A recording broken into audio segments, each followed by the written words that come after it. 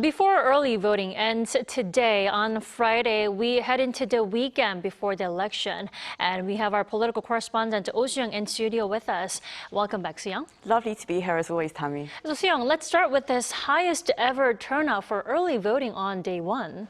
Sure, Tammy. So Thursday's turnout saw a percentage of 19.58, setting an all-time high for a presidential election, as over 8.6 million out of a total 44.3 million eligible voters cast their ballots within a 12-hour time frame. With this unprecedented high for day one, there is now a strong possibility that by the end of Friday, the total early voting figures this year will top the record figure reached in the previous presidential race in 2022, which was 36.93%.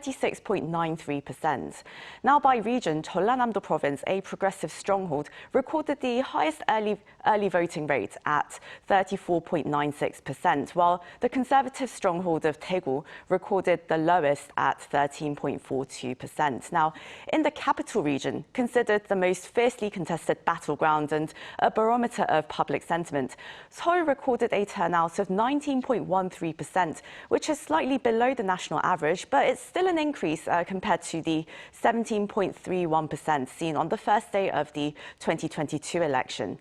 Now, Incheon's early voting rate was 18.40%, and Gyeonggi-do Province, which has the largest number of voters nationwide, recorded 18.24%.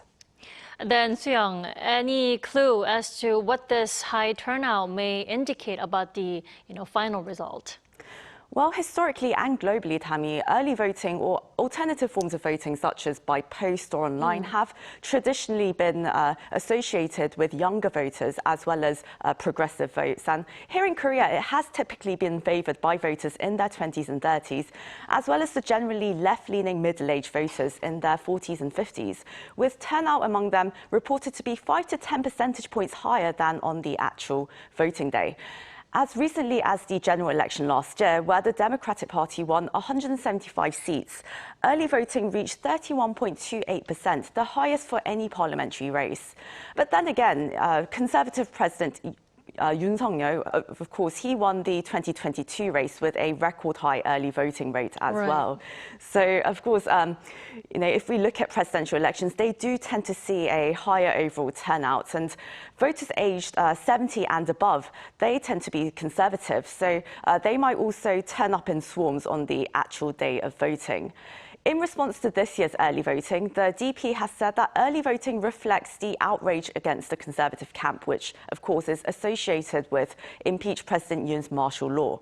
However, the People Power Party says that the turnout simply rose due to increased political interest from both sides, and that Conservative regions do tend to see stronger turnout on election day.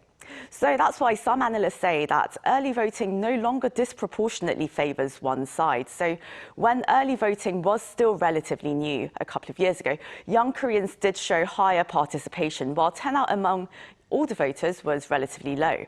But now we expect to see even the elderly participate in large numbers in early voting. So that would make it rather hard to conclude which side now benefits. What we do know, however, is that casting an early vote usually means that the voter they have firmly made up their minds on who to vote for.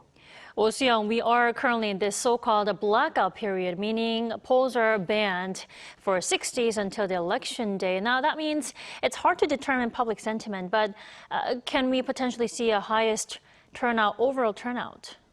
Well, Tammy, recent polls released this week before the blackout period show that 8 in 10 voters do intend to participate in this presidential election. And in a voter awareness survey conducted by Gallup Korea earlier this week, 86.8% of respondents say that they would definitely vote in the upcoming election.